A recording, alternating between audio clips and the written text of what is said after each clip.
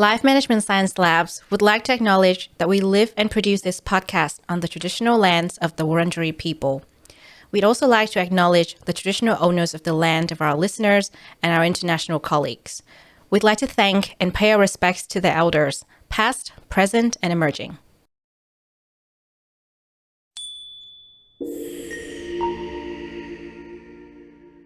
Hello, everyone, and welcome to Sero Boost, the Happiness Science Insights podcast, produced by LMSL, the Life Management Science Labs. We are champions of life management science, providing structured insights informed by science and inspired by practice on key aspects of conscious living. Each week, we bring you scientific and practical insights on each element with the expert knowledge of professionals in the field. I'm your host, Lu Ngo, coming to your ears from Naarm, Melbourne, Australia. Let's learn together. And today I am joined by Kathryn Goetzke, MBA author of The Biggest Little Book About Hope, podcast host of The Hope Matrix, creator of award-winning Hopeful Minds, Hopeful Cities, Hopeful Mindsets, and Hopeful Mindsets on the College Campus, social entrepreneur, chief mood officer, and business strategist. Today's topic is hope, and we're going to explore how to have a hopeful mindset no matter what life brings. Let's get started. Hi, Kathryn. Thank you so much for joining us today. It is afternoon for you, towards the evening, and it's morning for us. And as we like to joke on this show, we're coming from the future. So welcome to the future. Thank you for talking to us today about happiness and about hope, particularly. Absolutely. Thanks so much for having me. It's great to be here. And I wish I were in the future with you in Melbourne, actually. I do love Australia. So it's great to be here. Oh, yeah. So glad to hear that. And, hopefully when you're in Australia next, we can actually meet in person and do maybe another podcast in person. That would be really fun. Yeah, I'd love that. Fantastic. So we are going to start. And as we always start, we would love to talk to our guest a bit about themselves, to get to know them. And I know, I've shared with our audience your background and your bio, and it's an amazing bio. The part that I love the most is probably chief mood officer. I'm curious about that. Can you tell us a bit more about that? Yes. Well, actually, I, started almost over 18 years ago, maybe 20 years ago, and with the Mood Factory, and I had a product line of colored light bulbs based on how colors affect your moods back in the day when incandescents were the light bulb that we had. And the idea is the more senses you engage to achieve a desired mood state, the more powerful it is. And so I created a product line first based on colors and moods, and then I kind of put the company to the side while I got really engaged in the work on hope, because I'm so excited about the potential of hope and what it can do for humanity. So yeah, but I still consider myself a chief mood officer. I'm just not actively engaged in the company right now. No, that is so interesting. That is definitely a one-of-a-kind role. I've never heard about that role before, and thank you for sharing about that background. And I'm very curious to know, because you said you're very passionate about hope and what it can bring, and we'll definitely talk about that a bit more later in the show. But what got you to be so interested in hope in the first place? Yeah, so first of all, I've been in the field of mental health for almost 20 years. I myself experienced depression, anxiety, PTSD, a suicide attempt in my 20s, addiction. I lost my father to suicide when I was 18 years old, and he was he was my hero. He was, such an inspiration to me. And so it was very traumatic. And when I was starting my company, The Mood Factory, I wanted to do a cause marketing campaign for mental health. At the time, big companies, were using cause marketing. They were putting logos on front of packages and raising money. It's kind of now what we know as social impact, but it was before social impact had really started. And so that's kind of how I got started into mental health. About 10 years ago, I said when we raised over $1 million. We did the first nationwide cause marketing campaign for mental health. And I wanted a suicide prevention program, and hopelessness is the single consistent predictor of suicide. And I said, well, then why aren't we teaching what hopelessness is and how to get to hope? And so that's really how that all started, that work. Wow, very interesting story, backstory, and yeah, I'm sorry to hear about your father, but I think for us, all we all go through things in life that definitely would be considered trauma, or really really sad things. However, they sometimes help to redirect us, and for your case, right, that was sad, but it directed you to become really passionate about what you're doing right now and got you to where you are. So I guess there's a little silver lining there, and of course I'm sure you still hold your father really dear in your heart.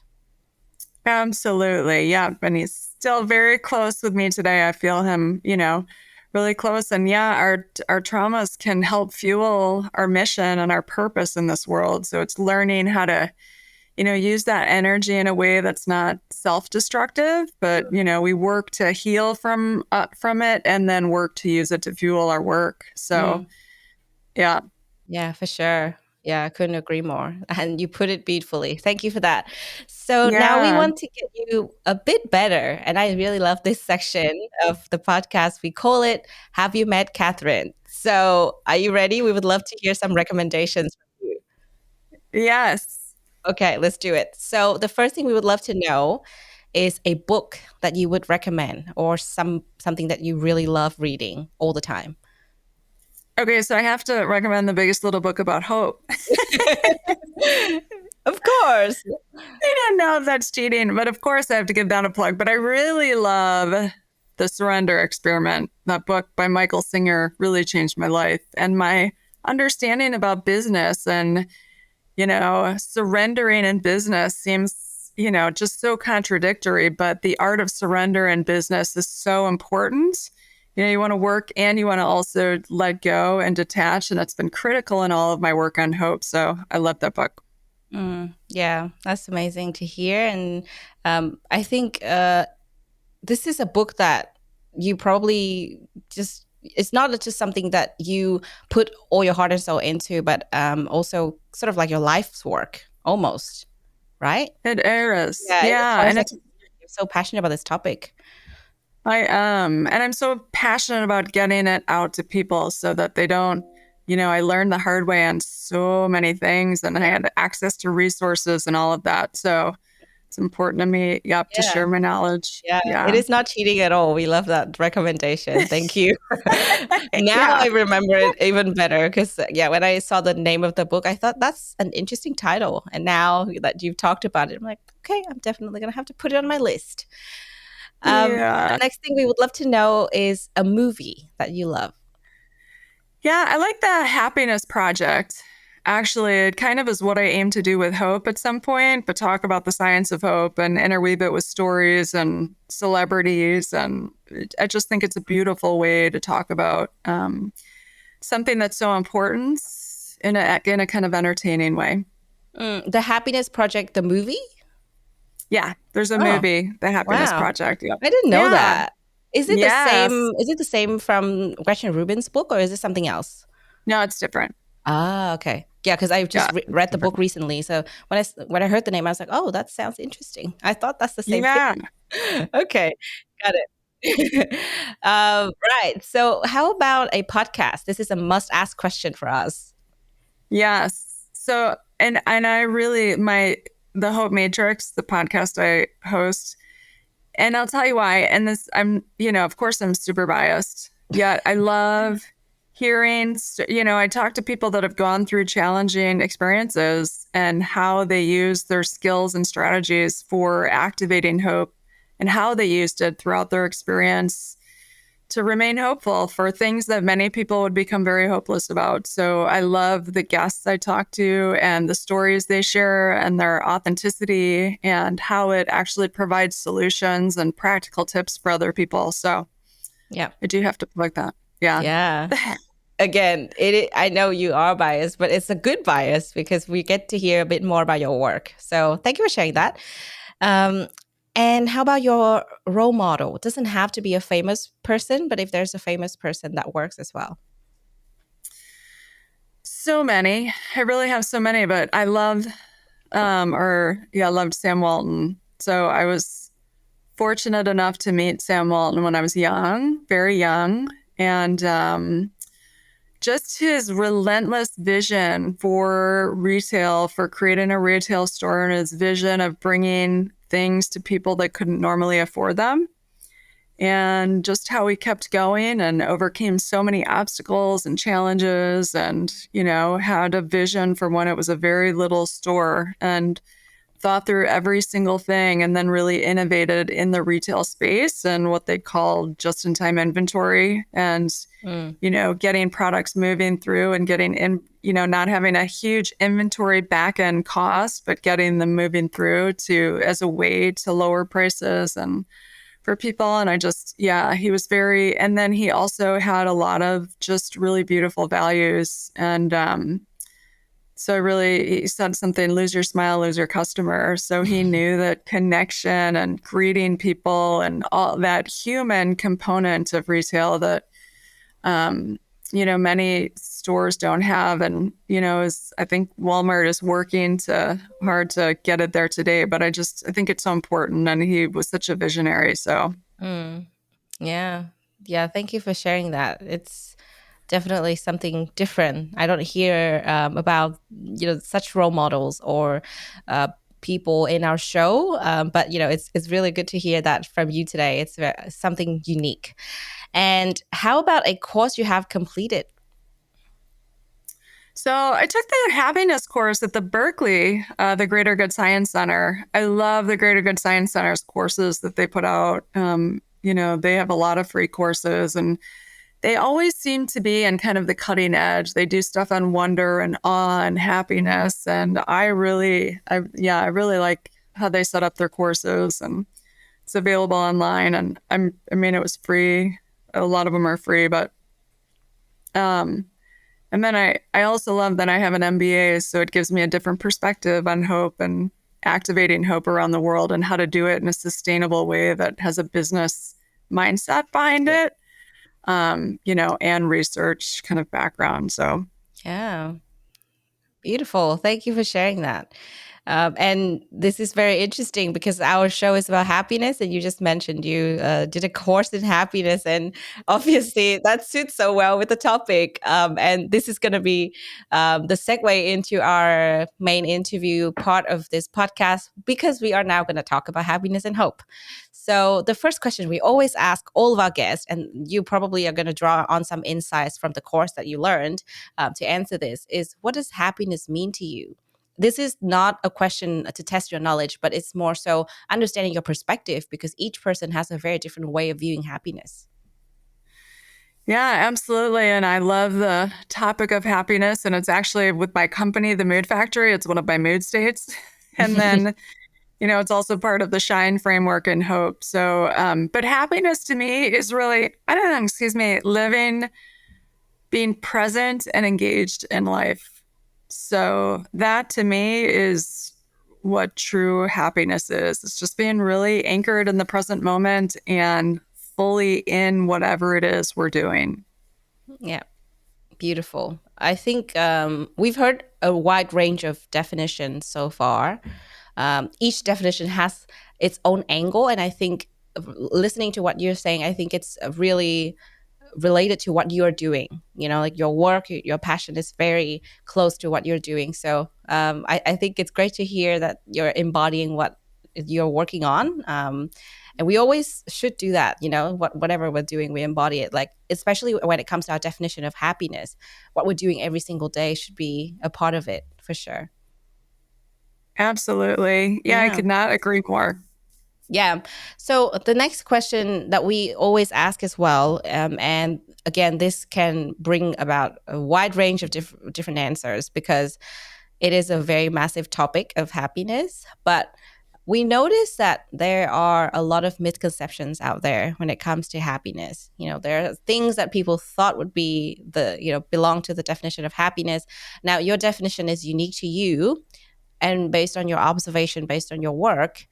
What are some of the key misconceptions when it comes to happiness that you've noticed?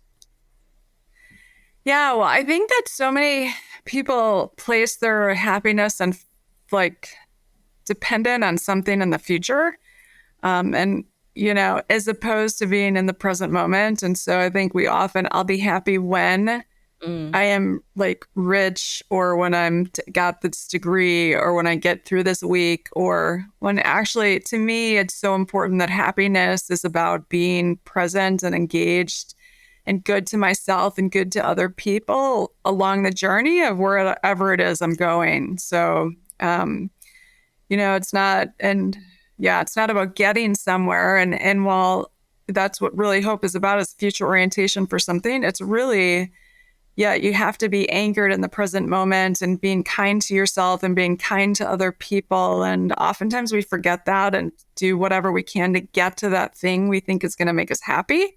Yeah. And then when, they get to that thing and they're not happy, they realize kind of what they lost along the way. So it's really, and it again goes to my definition of just being really present and engaged in the moment and kind to self and others and all of that. Yeah. As I said, it's, a very unique description. It's very close to your heart because that's what you're doing. And I couldn't agree more. A lot of people are always thinking about the next thing, the next milestones, what it is that can make them happy. While, as we probably know by now, happiness is right here and now. So I think one of the key things that we want to talk about today is hope. And related to what you're saying, we're talking about being present right now. And we're also talking about thinking about the future because essentially, hope brings about something in the future, right? Because that it has to be with something that's not the way that you want it right now. And you're kind of hoping for better things in the future. Or it can be other, shapes of hope as well. But there's a saying that we probably have heard before. Let's sit back and hope for the best. This can sound really passive. And I don't know about you, but to me, it's probably interesting to notice the different ways people, embody hope in their lives. And because you're so passionate about this topic, what is your definition of hope? And what do you think about that statement? Yes. Well, first, what I think about that statement is that was one of my biggest challenges with my work on hope is the misconception that it's a wish for something in the future. And it's like, I hope to win the lottery or, and that word is misused. There's a famous book, Hope is Not a Strategy. And I believe that hope is the most important strategy. So when we think about hope and the science of hope, they've come up with hope scales, different way to measure hope. And hope is not passive. So when I talk about hope, I talk about, in my personal kind of definition and the work I've done around it is a vision for something in my future, fueled by both positive feelings and inspired actions. So it's really the action part of that is so important. And it's often... and when I teach hope, we teach both kind of components of that, but it's often hope in the general public is often talked about is as a wish, and as something soft and not something tangible. And so to me, that's, getting people to understand that there is actually a science of hope and you can measure how hopeful you are and you can learn how to be hopeful and that it's a skill and that you have to take action. You actually have to do something. And sometimes that doing something is sitting and doing nothing and knowing that that's what you need to do, like if you're in your stress response. But, it does include action.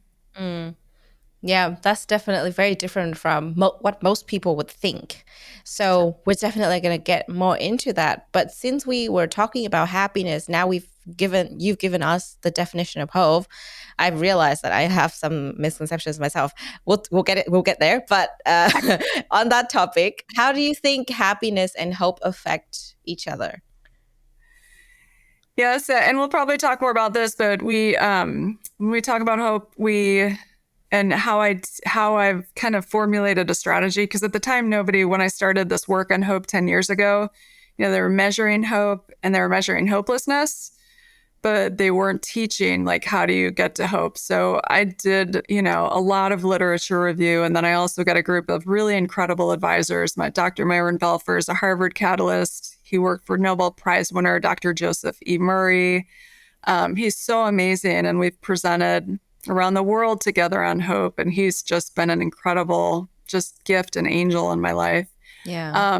But we talk about managing the stress response, which is in our downstairs brain, and then getting to the upstairs brain. And that's really where our happiness is, and where we activate those positive hormones that are where we can then access the problem solving skills necessary to make steps to get to what we hope for. So when we take action from our downstairs brain, which is when we're in stress, we don't make good decisions and take inspired actions, but we've got to activate our happiness before in my belief, before we can actually get to what we want or what we hope for and take the action. So happiness is really critical. And it's not to say that despair and feeling the anger, sadness, fear, the three kind of components that, we suggest make up despair. Those are important emotions. So it's important not to run from them. It's important to honor them and learn from them and experience them and release the emotions and get back up into the upstairs brain where happiness, the happiness really lies, and where we then can be creative and problem solving and collaborative. And that's generally how we make then steps forward to all that we hope for. Okay. This is the first time I'm hearing about the upstairs brain and the downstairs brain. Like, I mean, I know there's the left side brain, the right side brain. Now I know about upstairs and downstairs. How many layers do we have? Yeah. So many. I know, yeah. It's a very simple way to look at it, but it works so well with our kids. And it's like the, reptilian brain is the down, and that's where our fight, flight response mode, our stress response is when we're triggered by things that are scary or we're sad or whatnot. And the upstairs brain is when we're collaborative, we can problem solve, we're creative, we're working with other people, we're finding solutions. Yeah. And it's so important to be in that brain when we, when we come up with solutions for whatever our challenges are in life. And, what we hope for is really it's a goal to kind of technically. So it's a kind of a vision for something in our future, which is kind of a goal. And so, being in that space to get to that goal is super important. Yeah. Definitely different from what I've heard so far. And this is, like you said, very scientific. And there's a science behind hope for sure. There will be so much more that we can discuss. I'm processing all the information that you've given me. That's definitely quite a bit. But I would love to ask about the importance of hope in our lives, because we will go a bit more in depth about the upstairs brain, downstairs brain, and hope in a little bit. But for a lot of people, hope is a word that gets thrown around a lot, and it's just like, oh, I hope is so and so, or like I'm hoping for the best, or I hope we can do this. We say that in our daily conversations. Now, the hope that we're talking about in this episode today, I feel, from what you've given us so far, is a bit different from the word that we throw around every day. So how important is hope in this context? And can you talk a bit more about the way that we should start seeing it perhaps differently from how we know it? Yeah, absolutely. And I mean, you're so right. I'd say things like, I hope you feel better. And really, like, I can't do anything about you feeling better. And so that action part of it, and yet I catch myself doing it. So, and it's a normal, like you said, part of conversation and how we use it. And so rethinking that and kind of educating on it is super important as we do this work. But it's astounding to me how really important, and the research that has been done on hope and how important it is to really everything we want in life. Hope was predictive of how well students did during the pandemic, how well they did in school, how connected they felt during the pandemic. Hope was predictive of that.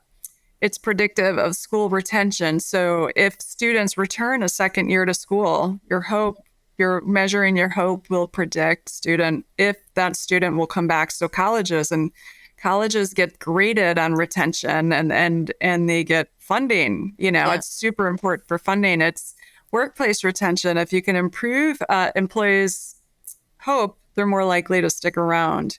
They're more engaged in the workplace. I think they're 14% more productive, other things being equal, which is really astounding when you think about the workplace. It is, let's see, it hope predicts your athletic performance more so than your abilities. So, really think about people that hope for, they see a vision and they feel good and then they take action. And so, and the hope scale measures a lot of the action part of that. And we can talk about the scales at some point. There's some, I have some differences in opinion about the scales and how they can be adapted to cover affect a little bit more. But hope, let's see, it predicts how long you'll live. So the more hopeful you are, it actually helps with your lifespan. You recover from diseases more quickly the more hopeful you are. Yeah. It's just, so many things are impacted by hope. So when I started doing research and in the field of hope, I thought this is amazing. Like if we can make people more hopeful, in the workplace and schools, we started with education. It's also a protective factor for anxiety and depression. So your hope will predict your future level of anxiety and depression. So the more hopeful you are, the less likely you are to have anxiety and depression. And yet, if you're not very hopeful, you're more likely to have anxiety and depression. And I think it's interesting because the reverse isn't true. So your anxiety and depression do not predict your future level of hope, which I think for me was so important because you can have been diagnosed with anxiety or depression, but it's not going to predict your hope moving forward. So you can always do skills and practice skills to become more hopeful. And then that can be a protective factor moving forward for, reoccurring depression or anxiety. And so to me, that's empowering for individuals and for those with kind of mental health lived experience that, you can practice these skills, you can get really good at them, and then you can really help yourself. When we look at the flip side, hopelessness, on the other hand, so I started the program because hopelessness is the single consistent predictor of suicide. And it's a primary symptom of depression and anxiety. And I thought, well, if it's my primary symptom, why don't I know what that symptom is, really understand it, and then how to manage it, right? So, but it's not only predictive of suicide, it's predictive of weapon carrying on school property, addiction, violence, self-harm, partner violence, crime, accidents, safety. So kind of on the flip side of hope and is hopelessness and all these kind of negative things. And I'll just add too that when we created and when I worked on the definition for hope, how I wanted to define it personally, I looked at hopelessness and we define hopelessness as emotional despair and a sense of helplessness. So it's motivational helplessness. So Abramson had a definition that to me really resonated with myself and with everyone I knew that had attempted suicide and, and across the literature. And so it's both, when I look at how I teach hope, it's both how do you manage that emotional despair and get to positive feelings? And then how do you, take that helplessness, that motivational helplessness and get to inspired action? And so I kind of reverse engineered my definition of hope based on really understanding hopelessness.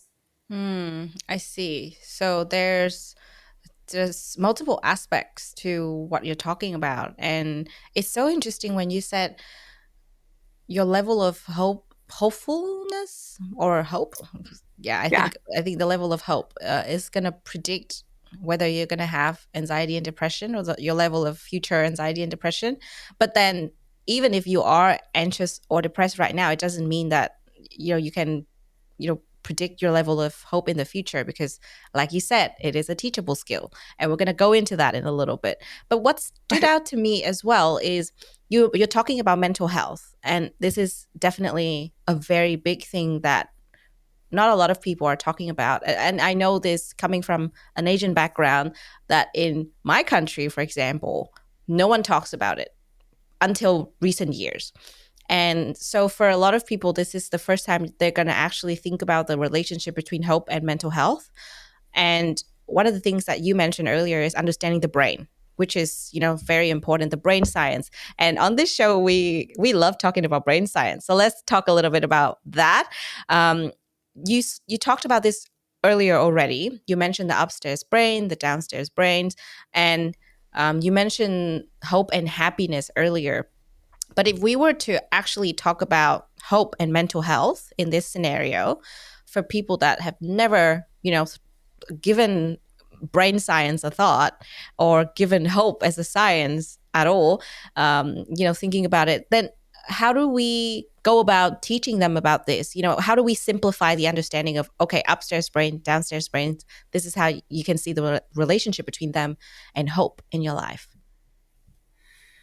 Yeah, well, that's a great question. I mean, we created recently the Shine mnemonic to help do that, to help really simplify it. And that's what I've been in global mental health almost 20 years. So I've been going to the World Health Organization's MHGAP Forum, where all of these leading researchers and scientists talk about mental health. I've presented at the UN about getting mental health incorporated in the Sustainable Development Goals. And I just felt in that it became super complicated. And so, and I have a very logical, I'd like to, understand things logically and simplify them, because most people can't understand what a lot of, the papers are coming out with, or what these brilliant scientists are saying. And so we created this Shine mnemonic to kind of help do that.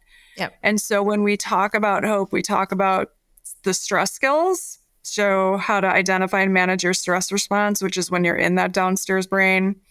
The H is happiness habits, which is when we're in our upstairs brain. So how do you practice healthy habits that kind of keep us in that upstairs brain, releasing those positive hormones? We talk about inspired actions is the I.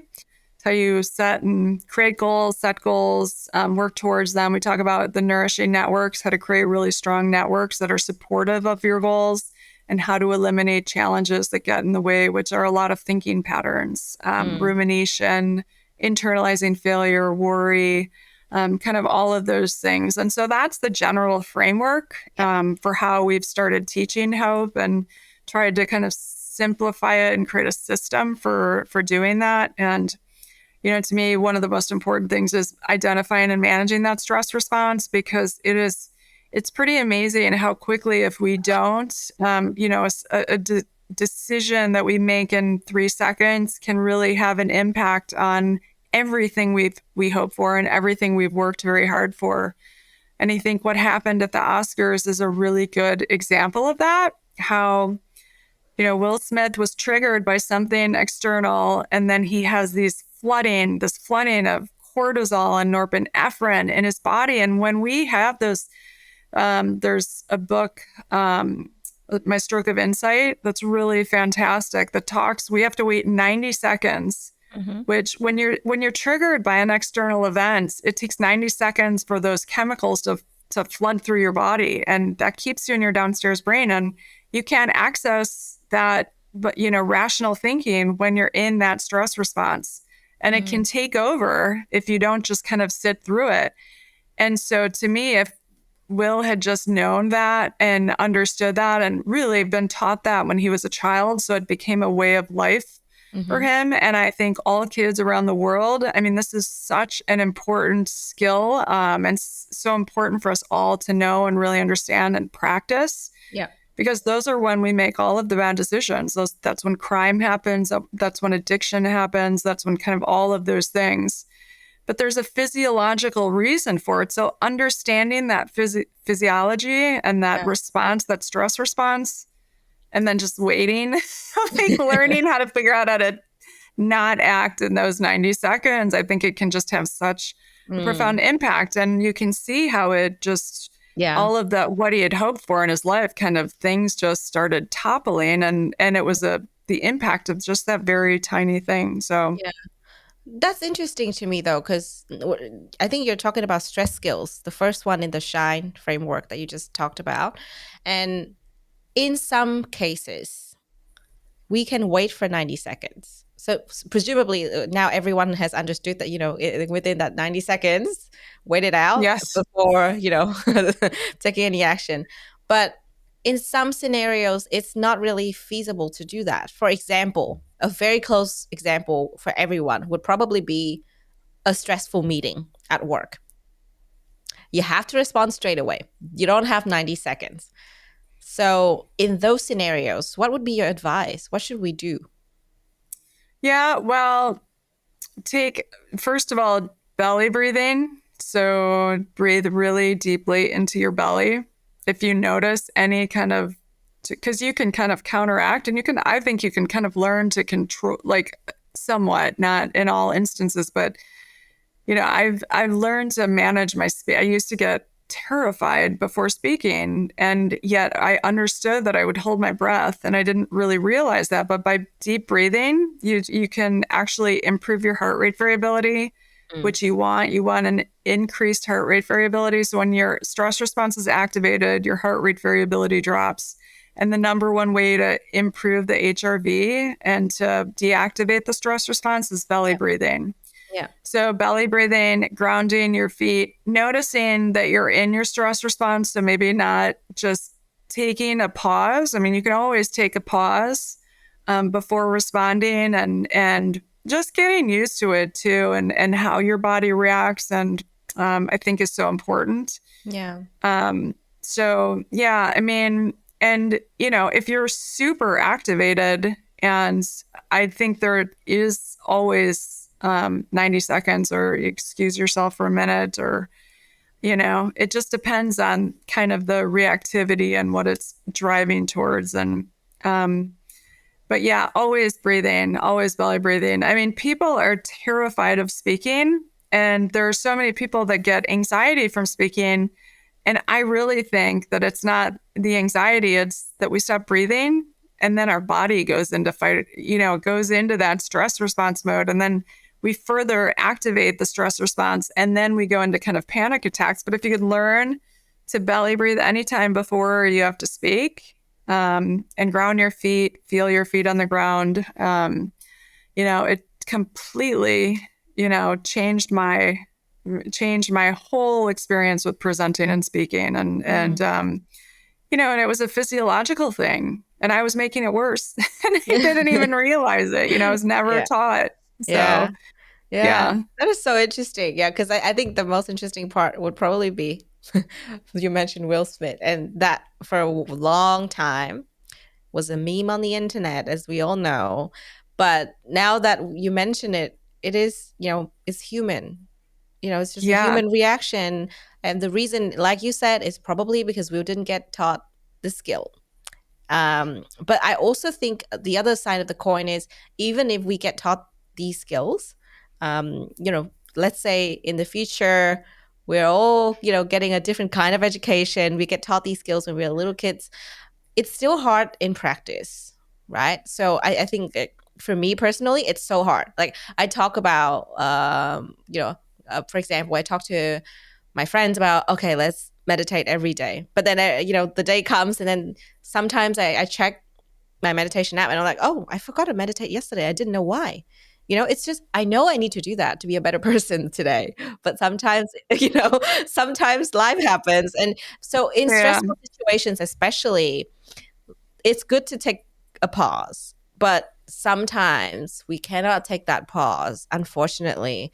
And I think it's really good that you said just noticing that we are in that state in the first place. It's already a really good start, because, sometimes it might mean that you snap. And then when you snap, you don't even know that you snapped. So at least having the awareness would be good to have better interactions with others. I think that's probably the most important thing that I've noticed recently.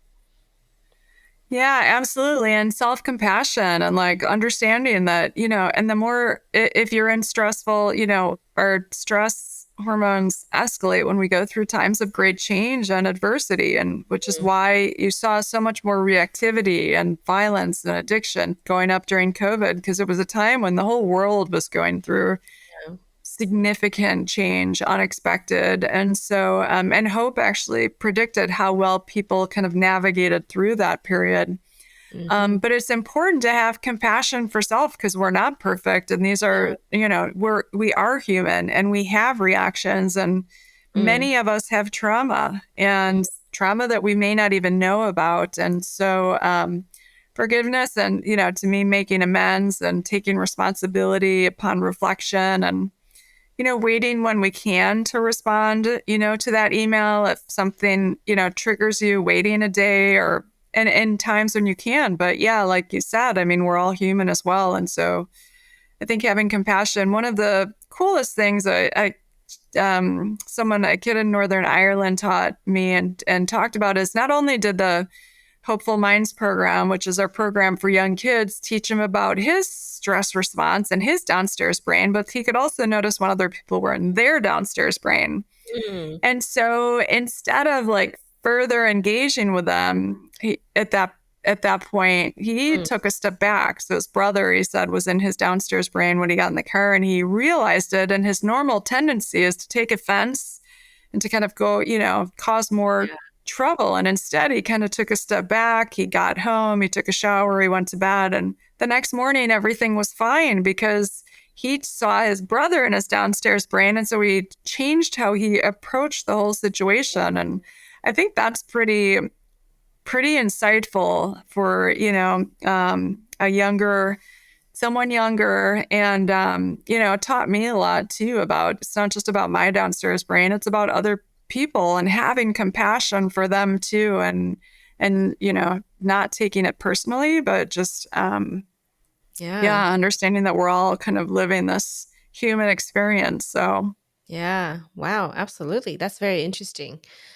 I think that is a good place to start because, like you said, it's not just about us all the time. Sometimes it's actually noticing this from others. And I think this is I really want to place a strong emphasis on this.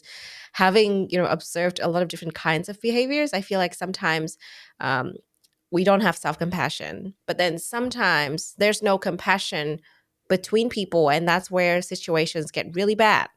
So I think, like there's so many different aspects to this. And we actually have another episode on this podcast where we talk about, self-compassion exclusively. But I think everything is so interconnected. You cannot have one without the other, especially when it comes to, we're talking about hope, when you're in your downstairs brain, you also require that self-compassion. You require that compassion from others. And it is definitely like, it's just a reminder to me that there's just so much to happiness. Like there are different levels to it. There are different elements that would contribute to it, just like what we are talking about on this show. So this is a really good message.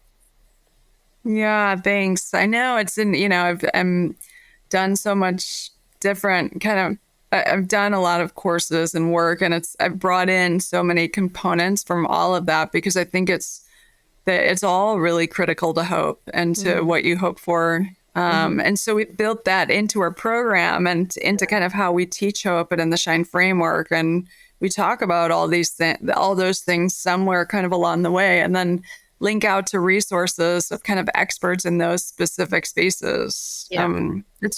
It's pretty incredible. There's a science of awe now, kindness, compassion, kind of all of those different things. So, yeah, 100%. That's what we're trying to do on this show, like understand the science of all these different aspects, or as we call them, elements, because they all contribute to our lives and how we interact, how we carry ourselves.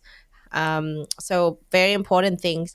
I think we were talking about the skills. So to kind of round it out in terms of the skills for the Shine framework, we talked a lot about the stress skills already. You mentioned happiness habits, inspired actions, nourishing networks, and eliminate challenges. So in all of those elements, my question to you would be, which one do you think is the hardest one to master? yeah, well, I would say eliminating challenges because that's like the brain, like the thought patterns that get in the way of everything we hope for. So, stress skills, I mean, when our stress hormones are elevated, I mean, and I think I have two answers to that. So one of the hardest things to do is when we're stressed or when we're sad or angry, the last thing we want to do is practice happiness habits. And Yeah. yet that is the most important time to do that, when we're going through just anything, because we think it's not important. And yet they have the four horsemen of happiness, the oxytocin, dopamine, those positive hormones that help counteract the stress hormones. So for me, personally, one of the hardest things is really intentionally practice happiness habits, almost because I feel guilty or like I shouldn't be doing that, or it's not important, or it doesn't matter. But even things like when you're unhappy, like smiling in the mirror releases positive hormones in your body. It's really important. So I am really diligent now, exercise and nutrition and smiling and connecting with people and focusing on my strengths and kind of all of those. I'm really diligent, more so when I'm in times of stress and like when I would rather not and I'd rather eat unhealthy or, I'm more so diligent about that. So that's one thing. But eliminating challenges, those are our thinking patterns that get in the way and like trick us, I think, get in the way of our ability to get to what we hope for. So rumination, when you go over and over something in the past that has happened, I don't know if you've heard the statistic 40, it's like, I'm sure it's much more now, but they did a study with Harvard that 47% of the time we're out of the present moment. And we're either thinking about the past or worrying about the future. And even if we are thinking, so they did the study, even if we're thinking about something in the past that was positive, so even if we're recalling a happy experience in the past, we are still happier in the present moment than when we're ruminating in a positive or negative way. Yeah. And so to me, that's really like, and that was an important study for my own insight on happiness and what it takes to be happy, just being present, learning how to really be engaged in the present moment. But it's easy to ruminate. It's easy to go over things that happened. It's easy to worry about the future and the unknowns. We talk about trying to control things outside of our control. And, during COVID, we were, all trying to do that. We're trying to control everything. And we were focusing on what we couldn't control and then kind of like fixating on that instead of focusing on what we could control and making the best of that. We negative bias. So, Dan Tomasulo wrote a book called Learn Hopefulness. And he worked with Martin Seligman. Dan is at Columbia now. He's just incredible. His book was a New York Times bestseller. He's wonderful. And he talks about like, when back in the old days, we were scanning our environment for risks and threats. And so we were just constantly scanning for something negative. And that's kind of an old pattern of our brain. And so now we like kind of do that. And that's why we're so attracted to those negative headlines. And that's why we click on those negative headlines. We're like scanning for problems. And, that tendency to do that can really perpetuate anxiety and, because it's all negative in the news. We're not finding positive headlines and we're not like inclined towards that. And so these are all kind of just things like becoming aware of them and then working to kind of counteract all of those things that our brain does.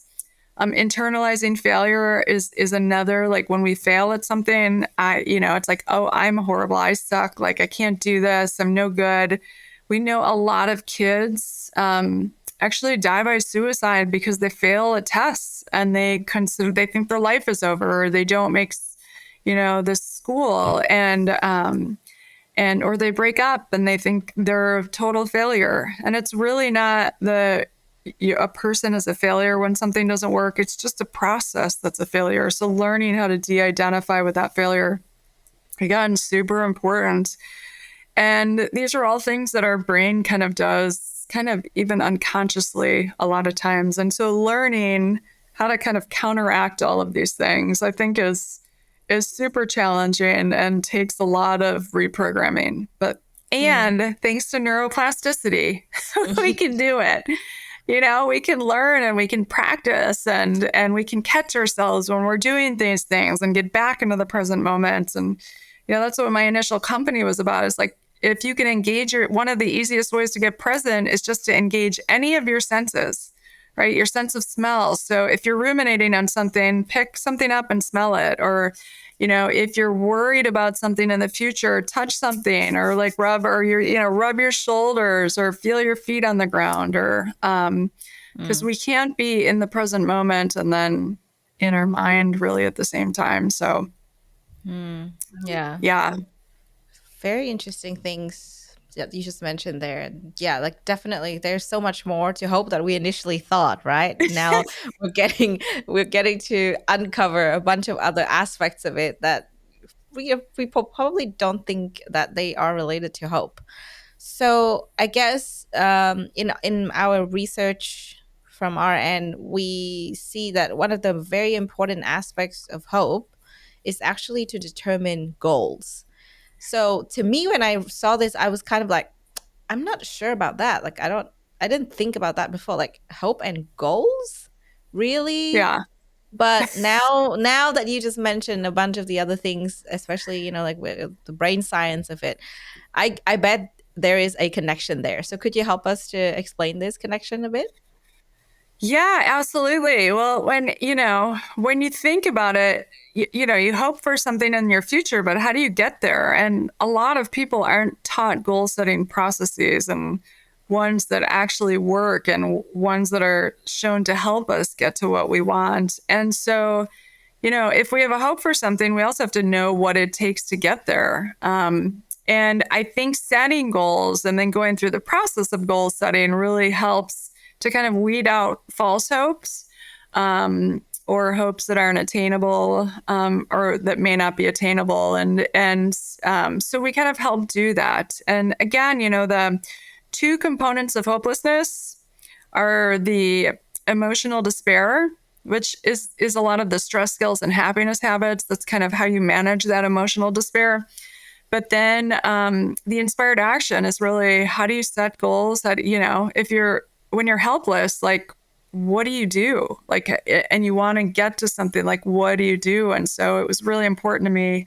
And a lot of the hope science is around goal setting, goal direction. It says agencies, so you feel like you have power to get there, and then pathways, finding pathways to get there. So when you come into a challenge, like, you've got to either get around it or you've got to come up with a new pathway, and sometimes you have to re-goal. And so it's kind of learning that process. And so, we teach the WHOOP framework. So, I'm not, and I have to remember what the WHOOP even is right now. It's horrible, but we do a lot of different goal frameworks, but wish, obstacle, opportunity, and plan, I think, are the four. But it's just kind of like a general, how do you even think about goals? And then we have SMART goals that we talk about. So we should all have some SMART goals, which are specific goals. So you've got to be very specific in what you want. Measurable. So how do you know if you're making progress to the goal? Like, how do you know when you've gotten there? Attainable. So can you actually potentially achieve the goal? Relevant. So are they kind of important to you? And then time bound. So what's the timing around the goal? And so, SMART is important for a number of goals so that you actually have a really clear vision for how you're going to get there. We have some that are stretch. We want to create a few stretch goals, which are like, oh my gosh, it'd be so amazing if we did this. And this is like a big, huge vision. I mean, I want to teach hope to all of the kids around the world. I want to make sure all kids have access to an evidence-based program for hope. And maybe that's a stretch goal, is it really achievable? Maybe. So, and I don't have a time bound around it. It's just something that's important to me. I mean, getting to the moon, that, the stretch goal, people thought it wasn't possible. A lot of, the stuff kind of Elon Musk does, but it's a really big vision, and it's important to have those in our life as well, because they kind of stretch us. And the SMART frameworks helps kind of anchor us. We talk about achievement goals. So really having positive goals as opposed to negative goals. So, an achievement goal would be like, I want to be strong and healthy, whereas like the kind of negative component is I want to lose weight. So we don't want to focus on what we don't want. We want to focus on achievement. So really, what do we want? And then the stepping process, how do we kind of create micro goals? So, when things get overwhelming, we often do nothing. So, but how can we kind of step down our goal process so that we can take little tiny steps? I mean, if you want to have a great day, there's a famous speech and they have this video of I don't remember his title, but he was in the military and he makes his bed every morning. And just the act of making your bed and giving you that one little, I got that done, specific, measurable, attainable, relevant, and time bound, it sets you on kind of a trajectory for your day. And there's a new thing called goal stacking, which I really like. So for your meditation practice, for example, it's, if you attach it to something you're already always doing, like brushing your teeth, like I'm going to meditate first and then brush my teeth, or I'm going to brush my teeth and then I'm going to meditate, you're more likely to actually achieve it because it's attached to something. And so you're more likely to remember it. Yeah. The other really cool, important thing is writing down your goals. So there's a study that you're up to 95% more likely if A, you write it down, and B, do you know what the second thing is? No. That you have to do for goals? No, you have to check in with someone regularly on the goal. So have someone you're accountable to. Yeah. So it's amazing. Okay. I mean, so it's really like, in teaching kids, these are how you actually achieve things, like visualizing kind of, this is how you actually get to what you want in life. Yeah. If you can, another study they did around hope is you visualize what you want in your future, and then you see an obstacle and you think of 3 ways to overcome the obstacle. And then you visualize another obstacle getting there that might come up, and you see 3 ways to overcome that obstacle. And then you do it one more time. You see an obstacle and you think of 3 ways to get over it. And then you achieve and you feel that feeling of getting to what you want in your body. And they show you're more likely to attain that by doing that exercise, whether or not you encounter any of those obstacles. You might encounter another obstacle, but you feel prepared and you feel capable and you have self-efficacy that, and that you have power to overcome those obstacles. So that exercise too. And so, I think all really important techniques for, again, attaining whatever it is you hope for. We need a system for how you actually get there. Yeah, that is definitely a really good start, having a system and like habit stack. I definitely have heard that before, but I guess, like sometimes you're like, I'm going to do this and then I'm going to do that. But then the day comes and then, it hasn't been built into your routine and then it slips out of your mind. But this is good because now I'm going to make it a ritual every single morning to actually attach it to something, so I can be more consistent with it, and then check in with someone. I'll give you my number. You can reach out to me and tell me I did it. I love that. Thank you. I will. And then my morning is your evening, and you're like, what is this? Like, I just had breakfast and I meditated. You're like, what? I just had dinner. Oh yes, you're from the future. Good. That makes sense. Exactly. Thank you for that. So now we have some questions from our audience, and I think this topic of hope, we can talk about it all day. I think there's just so much more to unpack, but I think the myth that we have debunked today is definitely the difference. Hope is it's like there's a difference between the hope that we're talking about today and the hope that we just talk about every single day. It's very different. And the upstairs brain, the downstairs brain, that's definitely new to me. I'm going to, definitely remember that. But I think we have some really good questions from our audience as well. The first question is, while we are going through difficult times, it is very hard to maintain our hope. So what are some tips for how we can build and maintain our hope during this time? Yeah, well, it definitely is. It's super hard. And that's, we saw that it play out in real life again with COVID. So I think, to me, when we're stressed, that again, we often abandon those things that really help us get through hard times, and we turn to negative, like bad habits, things that aren't good for us, when it's actually during that time that it's even more so from a physiological standpoint to practice healthy things that help us manage those times. They say when you don't have time to meditate, that's when you really need to be meditating. And I think it's super true. And to me, it's hopelessness is normal when you go through a divorce, when you have financial problems, when you lose someone, when someone passes that you're close to, when someone gets, terminal illness, or an illness of any kind, really, it's easy to go into hopelessness. And when someone breaks up with you, and again, that's despair and it's helplessness. And so it's important during those times to really proactively manage your hope. Yeah. And again, it's that SHINE framework that we kind of go through, how do you stress skills? What are you doing to manage your stress really proactively? Even if it's like crying, like you're sad, like, are you crying? Are you finding ways to release it? It's super important. If you're angry, are you like screaming in something or working, really proactively manage it.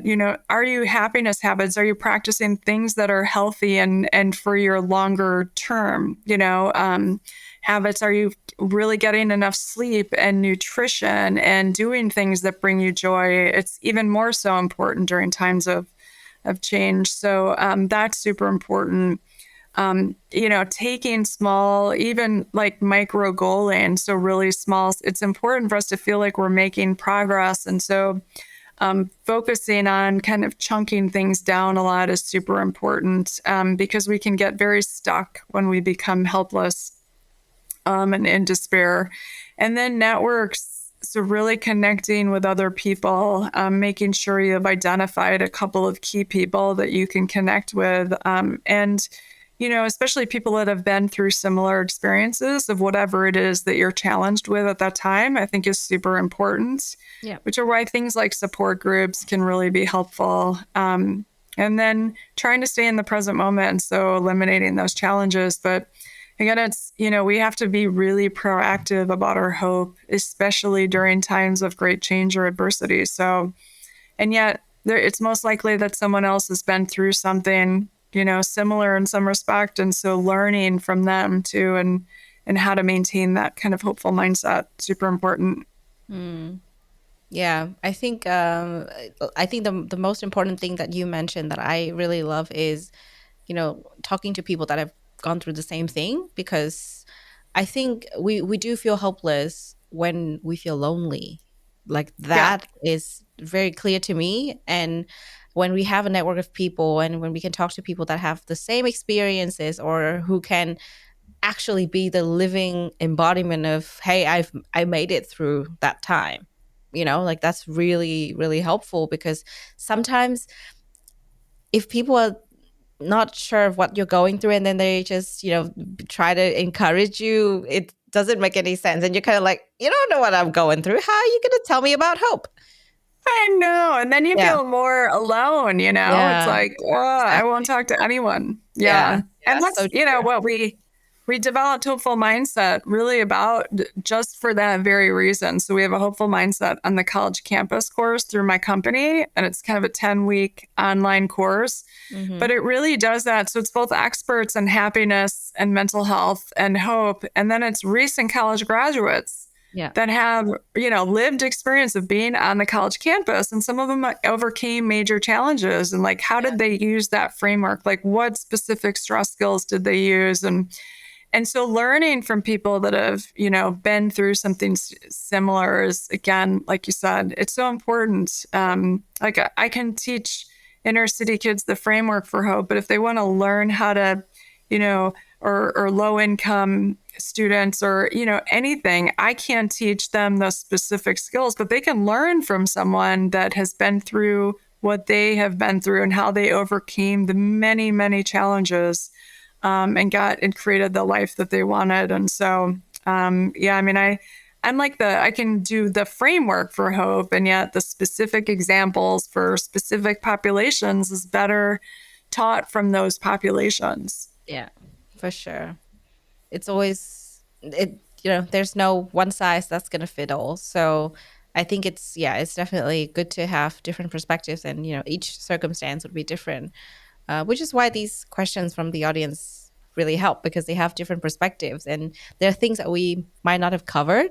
The second question, I think, is very interesting. I didn't think of this at all, but our audience goes, most individuals are wired to negative self-talk.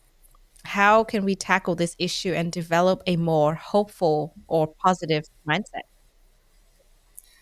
Yes. Well, I these used to drive me crazy. So, and I used to not believe in them. I just thought they were silly, positive Okay. affirmations.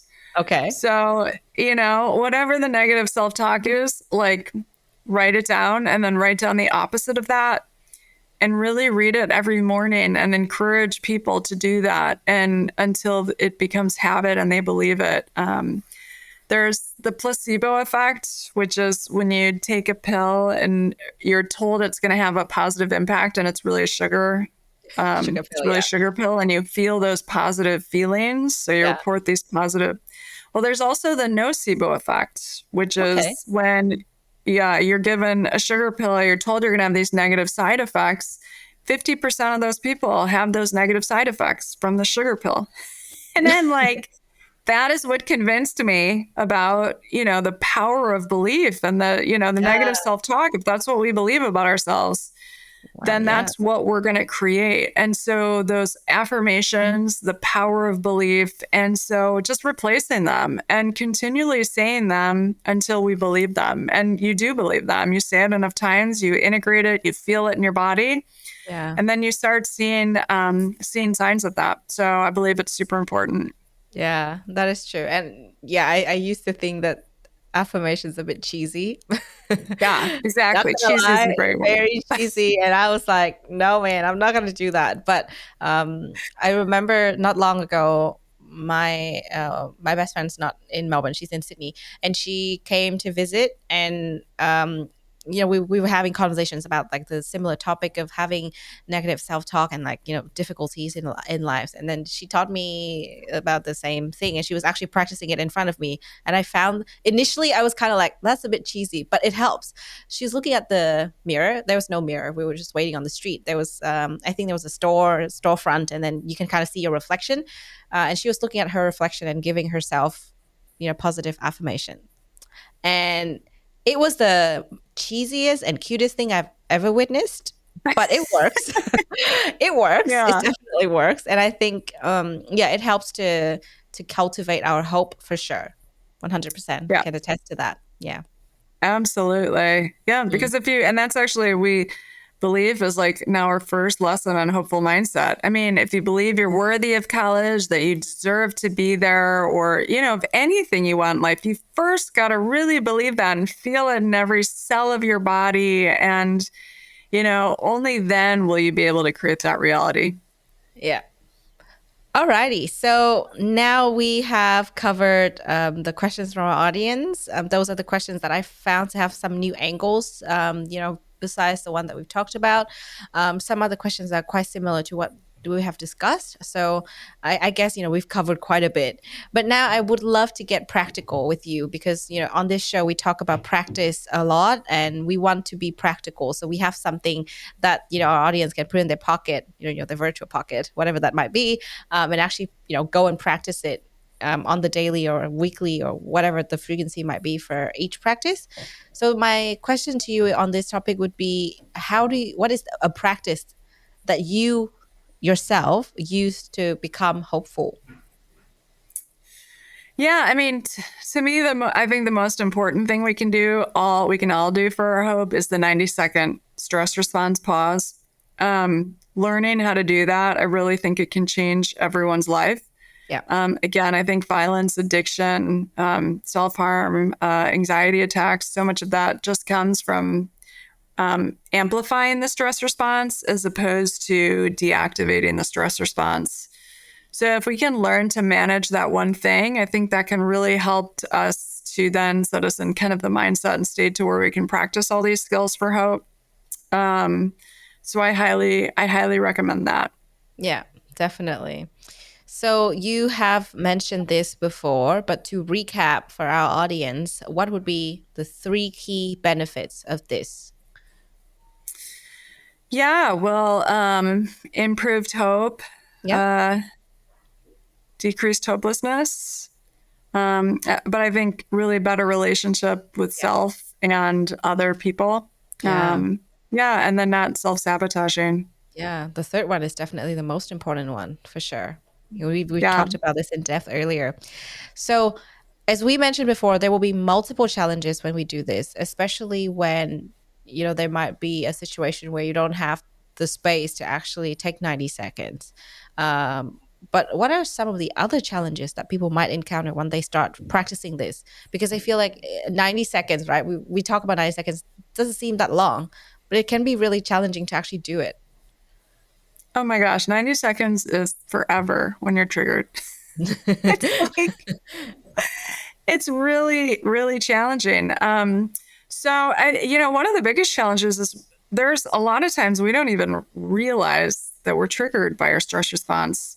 So true. So there's this company called Leaf Therapeutics, and they have a wearable EKG device, and the heart rate variability is kind of a new measure that's kind of finally getting out, and the research is getting out into the public, and your Fitbit is starting to record this in your Apple Watch, but the Leaf is pretty precise and it does it real time. And when it notices your heart rate variability dropping, it starts a vibration, a 3-minute vibration that takes you through a breathing technique that's been shown to improve your heart rate variability and deactivate your stress response. So, one of the challenges for me, I wore this, and like a lot of the times I didn't even realize I was triggered because I was so used to that stress response being activated. So it wasn't totally conscious, so it vibrates. So to me, the first thing is really awareness. Like you don't have to be triggered and have this massive outburst to have your stress response triggered. And so, and then, like you said, taking the time. Sometimes we're not in a position where we can take the time, or we don't. And then we further just get mad at ourselves for what we did or how we reacted, and then beating ourselves up and thinking we can't do it and all of that. Like all of those things we tell ourselves, it takes work and compassion to really learn how to do this. Yeah, 100%. Definitely very challenging in the stress, in, a stressful situation. And when you're going through it, it's just so hard to say, I want to take a pause.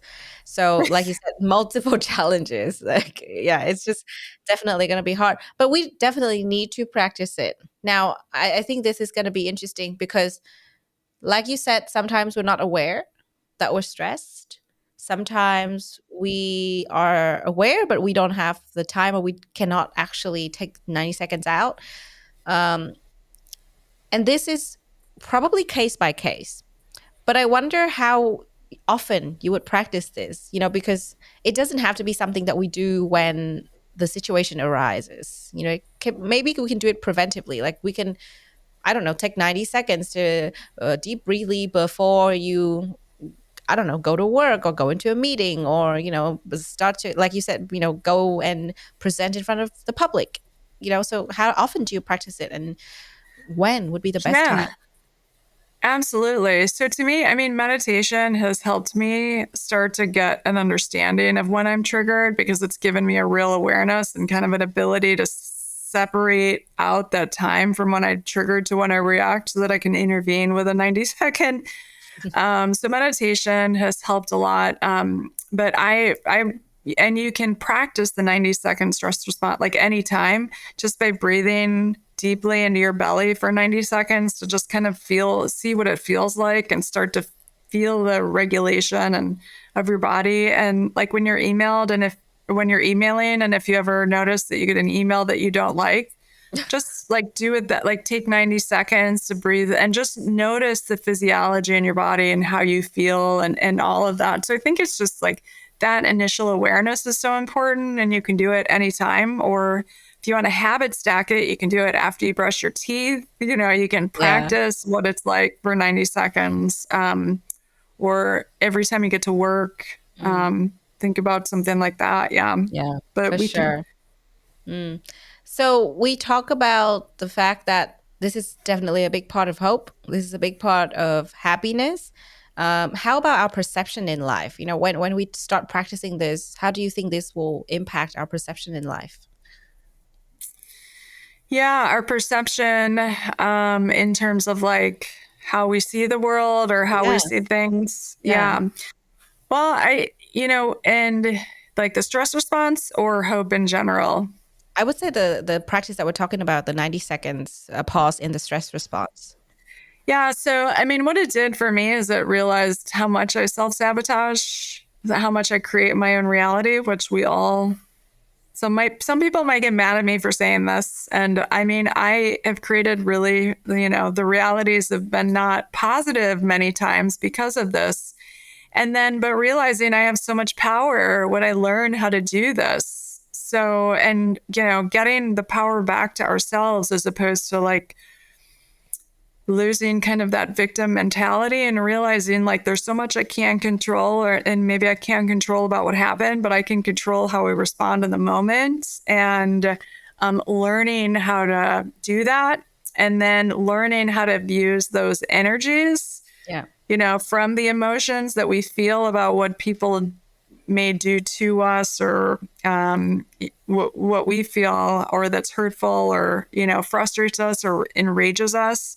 Yeah. Like being able to learn how to channel that energy that doesn't harm ourselves or directly other people, but like to create really positive change in the world. That's absolutely transformative. Yeah. It's transformed my life. Mm. My rage about inequalities, it's oftentimes that I want to just react in that moment. But if I can take it in and think, no, this is something I need to kind of, manage. And then, I know I need to take action on this at some point. That's really what your body is kind of telling you. And Yeah. then use it for brilliance, like use it for creative solutions to that very thing that really, got all of that, created all of that energy. So I think it's really Yeah. powerful when we can learn how to take that energy and use it in a way that's productive for change. Hopelessness is a consequence of oppression, oftentimes a consequence of oppression and discrimination. And I think it's very taught. And if we can teach everyone that has experienced hopelessness or experienced, the oppression and discrimination, and get all of that energy and use it to drive change in this world, I just think we could be living in a different world. Yeah. 100%. It's not just our perception in life, but also how life will be, like we're going to make such a great impact if we start doing this. Absolutely. Yeah, it sounds like such a small thing, just 90 seconds when you're stressed, but like now I'm like, oh wow, look at that. Like we're so small, but then this action is so small, but then it's gonna make such a big impact. It's I so great. know. I Yeah. mean, they say most crimes happen like between the thought of the crime and the actual crime, like within 30 seconds or something. Mm, Addiction, addictive impulses are within, again, I think 30 seconds if we can mm, learn. And it's yeah. so often from a trigger. Yeah. Wow. So interesting. Way to kind of interpret how this can, how far this can take us. What a good exercise. Now I'm feeling hopeful. I'm Yeah, glad to pun hear that. intended. It's not even a pun. Like, what am I talking about? Anyways, so finally, we want to ask you. We talked about this practice of 90 seconds pause. What other practice should we combine it with to remain hopeful in our lives? Yeah. Well, I just kind of mentioned it, but meditation, I think, is super important. Yeah, true. And I never thought I'd be able to meditate. I'm super like, just all over the place and sitting still for that long. I did group meditation, and that was transformative because, I think I went to a Buddhist center and did it in group. I mean, yeah, but there's so many places you can do group meditation now. And I didn't think I'd be able to sit still for an hour. I thought there's no way I'll be able to just sit there. And yet with all of the people around me just sitting there, that energy, that group energy really helped me. And so, that was pretty extraordinary for me. And I remember when I was in a meditation, I felt something. I can't remember if it was a fly or an itch or something, but I felt something, and my inclination is always to just immediately react. And it's that, pause. And it was the first time I ever said, like, because all those people were around me, I didn't want to make this big movement. So it was kind of out of guilt or shame, maybe. But I said, so not the best way. But anyway, I said, whatever, it worked. I sat still and I just said, why don't I just observe it? Yeah. And it was the first time, I think, in my life that I was like, oh my gosh, I just felt it, and it moved around a little bit, and then it kind of eventually went away. And I was like, oh my gosh, like I don't have to react to every single thing that happens all the time. I mean, it's exhausting, really. Yeah. And so learning to just be in that, and meditation, I mean, I got really further and into meditation, and it's transformed my life, really. But it's taught me that I have way more power than I give myself credit for. And I just have to learn to sit through uncomfortable things at times and learn skills to help do that. But it can definitely help with that 90 seconds as well. Yeah. And I think it goes without saying that everyone should practice these things, right? And yeah, it's not just for adults, it's for kids, it's for young adults, anyone, because this is going to be so helpful. We combined, the 90 seconds pause when this happens, and when nothing happens at all, we can meditate. Just take the time out of the day, and it's sometimes just 5 minutes makes such a big difference in your day. Yeah, and they make it so easy now. I mean, there's like all different, they do walking meditations, and you can listen to audios, meditations. There's so many free YouTubes, there are free apps. There's just so much, so many ways you can access meditation. So it's really our excuses for not meditating are like, we need it. Yeah, we don't have it anymore. Yeah, exactly, 100%. What a hopeful topic. Now I feel zen. I did my meditation this morning, but this is extra helpful. So Yay. I know I didn't forget today. I was even if I was like rushing, I was like, gotta get to the studio. I was like, no, I'm gonna meditate. So I did that. That was very helpful. So finally, we have this section that I really love. We call it open mic because we want to give our guests a platform to talk about anything they're passionate about. I know you're super passionate about your work. The whole episode, from the start until now, you've always talked about your work, which I really love. And I'm not going to be surprised when you're going to, take this section to also talk some more about your work. So take it away, Kathryn. Oh, you're so sweet. Yeah. So I do have to, because it's we've tried to make it easy to activate hope and give free access to people that are interested in hope. So I do want to, this work started with Hopeful Minds, which is a free evidence-based program that teaches hope to young kids, and anyone can teach it. So it's in English. So the requirement is that you can read English, but it's all scripted out. We have we have a 3-lesson overview. They're an hour long each. And then we have a 16-lesson deep dive into hope. This, again, helps kids start learning about hope and how to activate hope in their life. And the younger you can teach them about hope, the better.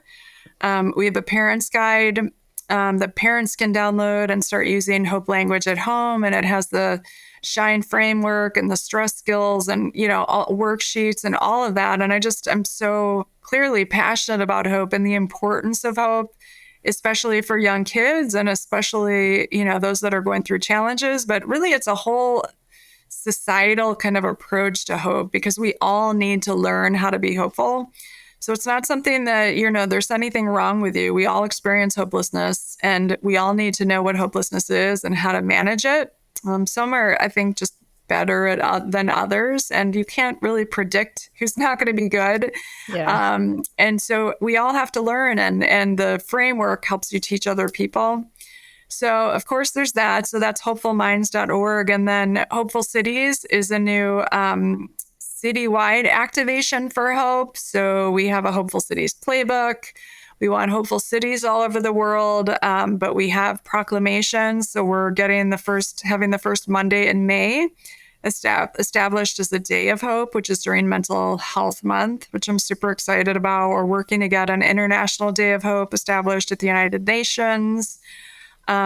We have, the proclamation language explains hopelessness and hope and the impact of hopelessness on communities and cities. We have all the educational materials. We have the hope scales, so you can measure how hopeful you are. We even have police teaching hope in some schools and housing. So, it's really, the opportunities are endless to activate hope. We have the sunflower as the international symbol for hope. So we plant gardens around the world. We did murals with Shine Hope. And so we're really trying to activate communities on the science of hope. And so that's another super important thing. So that's for me, and that's hopefulcities.org. And again, those resources are free. We have social media activations, campaigns, all of that. So, and we work to kind of teach as we talk. So I have a marketing and business background. So a lot of it's branding and marketing, but also teaching about, hope is teachable. There's a science of hope. You can measure how hopeful you are. You can improve your hope. And I think it's a super important message, especially for kids. We have a study in the US that over 50% of girls alone feel persistent states of hopelessness. And I can't stress how terrifying this is to me, because, we know the outcomes of hopelessness, right? Addiction, violence, self-harm, suicide. And yet we're never taught what hopelessness is and how to proactively manage it and get to hope. And so, I think that hope is teachable, and that message alone, especially for teens and for girls, and, high in the LGBTQ community, hopelessness, inner city. We know the impact of COVID. But again, even with these statistics, we do know we can teach hope. So this to me is encouraging. We just all have to get really active in doing it. Yeah. Thank you so much for that beautiful message. I think, it tells me that you're just so passionate about your work, and B, there's so much hope for us all when we, understand the science of it and truly practice steps to get there. These statistics that you just mentioned are, in some ways horrifying, but I'm sure, if we as a society move towards education in these areas and definitely take steps, especially starting with kids, then, we're going to make really good impact. Absolutely. I absolutely agree. Yeah. Thank you, Kathryn. And for our audience, where can they find you? How can we reach out to you? Or, if they are curious about your work, where should they go? Yeah, so hopefulcities.org is a really good place to go and learn just in general. It has a link. There's information, I'm pretty sure, on me on that, but it'll have links to all of our resources available for hope. At KathrynGoetzke.com is where I have, my book and my podcast and all of the projects I'm a part of. So can find it there too. But yeah, Hopeful Cities is, and it links out to the Hopeful Minds programming and all of that. So yeah. Beautiful. Thank you so much for sharing all of that today and for joining us. We are, very hopeful here in the future, thanks to you. And I hope you have a really good evening. Just so glad that we got to talk today about hope. Yes, thank you. Thanks a lot for having me. I really appreciate it, and appreciate you helping get the message out there. You've been listening to Sero Boost, the Happiness Science Insights podcast, produced by the Happiness Science Labs, a division of LMSL, the Life Management Science Labs. More episodes are available from 10 life management perspectives and can be found by searching LMSL on Apple Podcast, Google Podcast, Spotify, YouTube, and other podcasting apps available on your devices. If you enjoyed this episode, please rate, share, and subscribe to our channel so that other people can find it and we can continue to provide quality content. More of our work can be found on our website at ha.lmsl.net, where you can join our movement. I'm Lu Ngo. Thanks for tuning in.